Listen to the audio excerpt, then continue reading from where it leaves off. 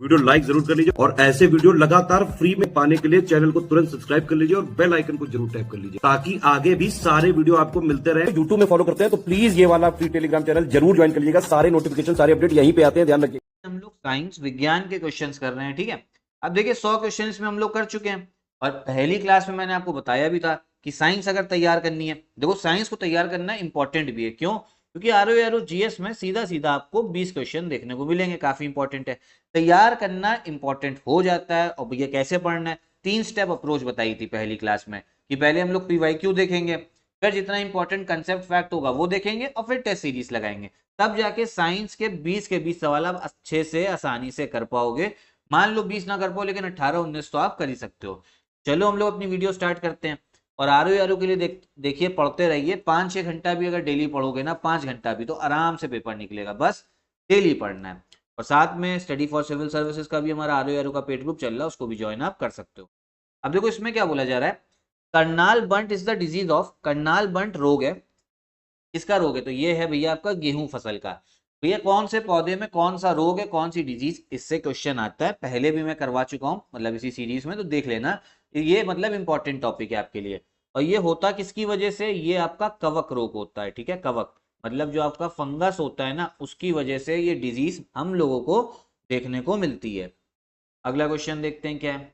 अब इसमें कौन सी टेक्निक यूज करी जाती है to establish the paternity of a child, मतलब ये बताना है किस तकनीक का इस्तेमाल करते हैं। अगर हमें पता लगाना हो कि किसी बच्चे का असली पिता कौन है, ठीक है, मतलब अगर किसी का पता लगाना असली फादर कौन है, कौन सी तकनीक का इस्तेमाल किया जाता है। तो ये आप लोगों ने बॉलीवुड पिक्चर और टीवी सीरियल वगैरह बचपन में देखे होंगे। तो टेक्निक है आपकी डीएनए, मतलब उसमें तो आप सुनते होगे ना, डीएनए फिंगरप्रिंट लो। और सीआईडी भी देखा होगा, ठीक है। तो इसका करेक्ट आंसर बी वाला हो जाता है। अगला क्वेश्चन, इसमें कौन सा सही मैच नहीं है? अच्छा, इसका आंसर शायद मिसप्रिंट हो गया है। जो आंसर इसका सही होना चाहिए वो है आपका बी वाला, जेनेटिक डिजीज वाला। देखो जो आपका टीबी होता है ना, जो आपका क्षय रोग होता है, ट्यूबरक्लोसिस, ये आपका आनुवांशिक रोग नहीं है, जेनेटिक डिजीज नहीं है। जेनेटिक डिजीज का मतलब क्या होता है? जो माता पिता से बच्चे तक फैलती है। ये आपका जो डिजीज है इसे इन्फेक्शियस डिजीज बोलते हैं, मतलब संक्रामक रोग बोलते हैं, कि इन्फेक्शन की वजह से होता है, बैक्टीरिया की वजह से, ठीक है। तो करेक्ट आंसर आपका भैया हो गया बी वाला। और कौन करता है? बैक्टीरिया करता है, ठीक। अगला क्वेश्चन देखो, जीरो टिल सीड और फर्टिलाइजर ड्रिल किसने डेवलप किया है? जीरो टिल बीज एवं उर्वरक ड्रिल विकसित किया गया था, तो ये करा है आपका जीबी पंत कृषि और प्रौद्योगिकी जो विश्वविद्यालय पंतनगर में, ठीक है। बी वाला इसका करेक्ट आंसर होगा। आगे देखो, मच्छरों को लेके भैया पूछा जा रहा है। इस समय मच्छर आपके हो भी काफी गए हैं। Only mail suck the blood, केवल नर रक्त चूसते, बिल्कुल गलत है भैया। देखो मच्छरों में जो मच्छर आपका खून चूसता है ना, वो भैया आपका मेल मॉस्किटो नहीं होता है, वो आपका फीमेल मॉस्किटो होती है, ठीक है। जो आपकी मादा होती है ना, मादा मच्छर, वो रक्त जो है आपका चूसती, सेकंड वाला सही है। क्यों चूसती? क्योंकि उनको अंडे देने होते हैं, उसके लिए जरूरत पड़ती है खून की, इंसान के खून की, ठीक है। फिर बोला जा रहा है जो मादा है वो पौधों का रस चूसती, तो ये भी गलत है। Female sucks the sap of plant, जो पौधों का रस है वो कौन चूसता है आपका? वो नर जो आपका मच्छर होता है। फिर मेल हैज बिगर विंग्स, तो ये भी गलत है। फिफ्थ वाला जो है ना वो सही है, female have bigger wings than males. जो आपका जो नर की अपेक्षा मादा के डैने बड़े होते हैं, जो पंख होते हैं ना, जो विंग्स, वो किसके बड़े होते हैं? मादा के, क्योंकि उनको खून भी चूसना रहता है। फिफ्थ वाला जो है बिल्कुल आपका सही है। करेक्ट आंसर इसका कौन सा हो जाएगा? डी वाला हो जाएगा, ठीक है। अब इंसानों में भी आप ये बताओ ज्यादा खून कौन चूसता है, नर या मादा, ठीक है। तो आपको समझ में आएगा कि भैया ये मच्छरों में भी वही चीज जो है देखने को मिल रही है।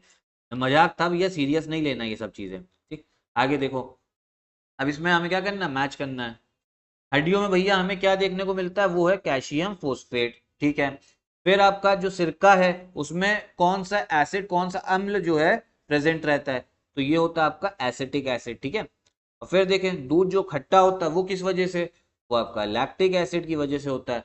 और जो फल आपके पकते हैं, जो राइप होते हैं, वो एथिलीन की वजह से होते हैं। एथिलीन का फॉर्मूला ध्यान रख लेना, C2H4। तो इसमें इंग्लिश में भी देख लो, ए का 4 हो गया कैल्शियम फोस्फेट, बी का हो गया 3, सी का हो गया 1 और डी का हो गया 2। करेक्ट आंसर कौन सा हो जाएगा? डी वाला हो जाएगा, ठीक। आगे चलो, अब इसमें बोले जरा इसमें भी कौन सा आपका सही मैच नहीं है? तो ये है आपका सी वाला, ठीक है। जो कलर ब्लाइंडनेस है ना, कलर ब्लाइंडनेस का मतलब होता है आपका कि अलग अलग रंगों को पहचानने में दिक्कत होने लगती है। ये विटामिन डी नहीं, विटामिन ए की वजह से होता है, विटामिन ए की वजह से। और विटामिन डी की वजह से क्या होता है, वो हमको देखने को मिलता है रिकेट्स, ठीक है, जो हड्डियां जो है कमजोर हो जाती हैं। फिर आगे देखो, नील हरित शैवाल निम्नलिखित में से किस एक फसल की पैदावार बढ़ाने के लिए जैव उर्वरक के रूप में प्रयोग में लाया जाता है? जो आपकी ब्रू ग्रीन एल्गी है, वो बायो फर्टिलाइजर की तरह यूज होता है to increase the yield of which one of the following crops. तो करेक्ट आंसर आपका हो गया धान, ठीक है, पैडी में आपका यूज होता है बायो फर्टिलाइजर की तौर पे जैव उर्वरक। बायो फर्टिलाइजर क्या है, जिसमें आप समझो ऐसा उर्वरक, फर्टिलाइजर क्या होता है, जो मिट्टी का आपका फर्टिलिटी जो है पोषक तत्व देता है, बढ़ा देता है फर्टिलिटी, और उससे पौधे जो अच्छे से और उगते हैं। और ऐसा फर्टिलाइजर, ऐसा उर्वरक जिसमें केमिकल नहीं है, उसे हम लोग जैव उर्वरक बोलेंगे, ठीक। फिर आगे चलो आ जाओ भैया, बर्ड फ्लू जो है वो किस वजह से होता है? वो होता है आपका H5N1 की वजह से। आपका पक्षियों में देखने को मिलता है, बहुत लोग जो है मुर्गा खाते हैं, मुर्गा जो चिकन है ना, मुर्गा, वो भी आपकी पक्षी है, बर्ड है। तो जब होता है ना जो पोल्ट्री फार्म, जहाँ पे भैया अलग अलग मुर्गियों को रखा जाता है, उनके बच्चों को भी रखा जाता है, फिर जब हो एक को हो जाता है ना, सबको होता है, इस वजह से बाकियों को मारना पड़ता है ताकि और जो है संक्रमण इसका फैले ना। वायरस की वजह से ये हमको देखने को मिलता है ये इन्फेक्शन। आगे देखो, इनमें से भैया आपका ग्रीन फ्यूल कौन सा है, हरित ईंधन का स्रोत कौन सा है? तो ये है आपका करंज, ठीक है, करंज आपका एक पौधा है, फोटो देखोगे तो ये होता है। तो इससे हमको जो है हरित ईंधन जो है ग्रीन फ्यूल मिलता है। ग्रीन फ्यूल मतलब ऐसा भैया, फ्यूल जैसे पेट्रोल है, वो भी आपका एक ईंधन है, एक फ्यूल है, ठीक है, पेट्रोल। अब देखो ऐसा फ्यूल जो हमें पौधों से मिल रहा है, ठीक है, लिविंग जो आपके जीवित चीजें उनसे मिल रहा है ऐसा ईंधन, और प्रदूषण भी कम करता है, उसे हम लोग हरित ईंधन या ग्रीन फ्यूल बोलते हैं। फिर आ गया, shortest wavelength in the visible spectrum किस कलर की सबसे शॉर्टेस्ट होती है? दृश्य वर्ण क्रम में सबसे कम तरंग दैर्ध्य वाला रंग कौन सा है? तो भैया सबसे कम तरंग दैर्ध्य वाला आपसे रंग पूछा जा रहा है, तो वो है आपका वायलेट होता है। वैसे वायलेट नहीं, तो इसमें बैंगनी, पर्पल हो जाएगा, ठीक है। और सबसे ज्यादा आपकी क्या कहते हैं, तरंग जो आपका दैर्ध्य है, वेवलेंथ, सबसे ज्यादा होती है लाल रंग की। कौन सा? Red colour. इसीलिए आपको देखो होगा, जो ट्रेन सिग्नल होता है, जैसे ट्रेन जाती है तो वहां पे जो सिग्नल होता है ना, उसको लाल सिग्नल यूज करते हैं, क्योंकि वो दूर तक आपको दिख सकता है, वेवलेंथ उसकी लंबी होती है। आगे देखते हैं, इनमें से भैया वेक्टर क्वांटिटी कौन सी है, जो सदिश राशि है वो कौन सी? तो ये है आपका डिस्प्लेसमेंट, सी वाला, ठीक है। जो विस्थापन है ये है आपका वेक्टर क्वांटिटी। अब देखो डिस्टेंस और डिस्प्लेसमेंट में अंतर जान लो। जैसे मान लो एक पॉइंट है ए, एक पॉइंट है बी, ये मान लो भैया आपका घर है, ये मान लो आपके चाहने वाले का घर है। अब आपको ए से बी जाना है, भैया कैसे जा सकते हो? ऐसे जा रहे हो, घूमते फिरते जा रहे हो, या आपको इसको बी को छोड़ने जाना है उसकी जगह पे, तो घूमते फिरते भैया पहुंचे, ठीक है। या एक एक रास्ता तो आप ये ले सकते हो, फिर दूसरा रास्ता ले सकते हो, और घूम घूम के गए। तो ये जो आप तय कर रहे हो ना, इसे हम बोलते हैं दूरी, ठीक है। दूरी बोलते हैं कि कितना आपने डिस्टेंस जो है ट्रेवल करा।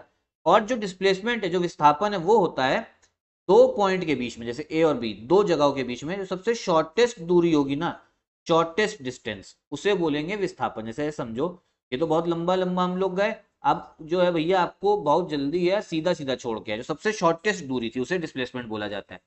सदिश सदिश राशि जो है, वेक्टर क्वांटिटी क्या होता है, जिसका मैग्नीट्यूड भी है और उसका दिशा भी, उसकी डायरेक्शन भी है, ठीक।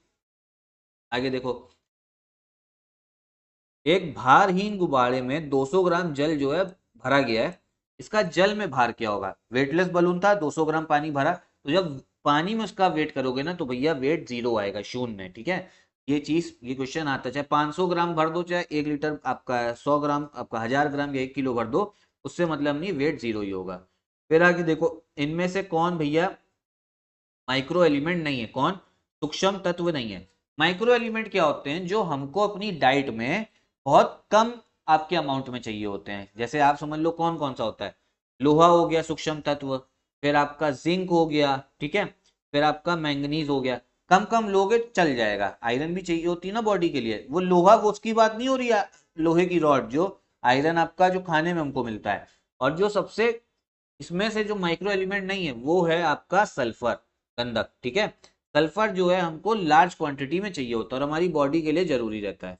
प्रोटीन वगैरह के लिए भी मतलब काफी इंपॉर्टेंट, प्रोटीन नहीं मिलता लेकिन प्रोटीन का सिंथेसिस होता है इससे। अभी इतना कंसेप्ट अभी तो बाद में समझा देंगे, लेकिन अभी इतना बस ध्यान रखो। आगे देखो, इसमें बोले जरा कौन सा मैच नहीं है? जो सही मैच नहीं है वो है डी वाला। भैया वॉशिंग सोडा जो है, कपड़े धोने का जो सोडा है, उसमें पोटेशियम नहीं होता, उसमें हमको देखने को मिलता है सोडियम। अब जो कपड़े धोने का सोडा है, इसका फॉर्मूला जान लो, ये फॉर्मूला भी पूछ सकते हैं आपसे, Na2CO3.10H2O, ये याद कर लेना, ये क्वेश्चन आ सकता है। बाकी जो दे रखा है हेमोग्लोबिन में आपका आयरन है, ठीक है। खाने का जो नमक उसमें भी सोडियम होता है, और जो क्लोरोफिन है उसमें आपका मैग्नीशियम देखने को मिलेगा। ठीक, आगे देखते हैं। इनमें से भैया राइपनिंग ऑफ फ्रूट्स कौन प्रमोट करता है फलों का पकने में, ये भी बताया है, वो है आपका एथिलीन गैस, ठीक है, एथिलीन, C2H4 फॉर्मूला है इसका भी। आगे देखो, ये हमारी बॉडी में कौन सा जो विटामिन है शरीर में भंडारित नहीं होता है, तो ये है आपका विटामिन सी, ठीक है। विटामिन सी को भैया बॉडी में स्टोर नहीं कर सकते, तो ज्यादा खा लोगे तो वो यूरिन के टॉयलेट के थ्रू निकल जाएगा। विटामिन सी भी होता है और बी भी, बी दे नहीं रखा लेकिन ऑप्शन में आ जाए तो घबराना नहीं, बी भी होगा। फिर आगे देखो भैया, कौन से विटामिन में हमको कोबाल्ट जो है देखने को मिलता है, तो ये है आपका विटामिन B12। विटामिन B12 नसों के लिए भी जरूरी रहता है, दवाइयाँ इसकी मार्केट में आती हैं। अब गोल्डन जो राइस है, गोल्डन चावल, भैया वो किसका सोर्स है, किसका स्रोत है, वो है आपका विटामिन ए का। क्योंकि जो नॉर्मल चावल होता है उसमें विटामिन ए की कमी रहती है, फिर गोल्डन चावल को भैया उगाया जाता है, ठीक है। फिर इसका जो है विटामिन ए में अच्छा इसका सोर्स है। आगे देखो, ओपियम इज ऑब्टेन्ड फ्रॉम, अफीम प्राप्त किया जाता है कहाँ से भैया, अफीम मिलता है जो आपका ड्रग्स है, ये हमको मिलता है लेटेक्स फ्रॉम अनराइप फ्रूट, ठीक है, बिना पके फल के लेटेक्स है। अब देखो ओपियम का जो पौधा है ना, देखो ये है वो ओपियम का पौधा, ये ध्यान रखना, ये लेटेक्स आपको दिख रहा है, यहीं से आपका अफीम जो है वो आपकी बनती है। अब सबसे ज्यादा भैया कहाँ उगता है, पहले आपका अफगानिस्तान था एक नंबर पे, लेकिन अब आप समझो एक नंबर पे हो गया है म्यांमार, वही जो बर्मा है ना पड़ोसी देश हमारा, पहले नंबर पे म्यांमार हो गया है, क्वेश्चन भी पूछ सकता है। और दूसरे पे है आपका अफगानिस्तान। अफगानिस्तान में तो अफीम आपकी बहुत उगती है, ठीक है, वर्ल्ड में हर जगह एक्सपोर्ट होती है। तो अभी हम 20 क्वेश्चन ही रखते हैं, 50-50 देख रहे थे लेकिन अब इस वीडियो में 20 है, फिर आगे पूरा PYQ कंप्लीट करेंगे, 200 के आसपास है। सीरीज से जुड़े रहिएगा, अच्छे से आपको समझ में आने वाला है।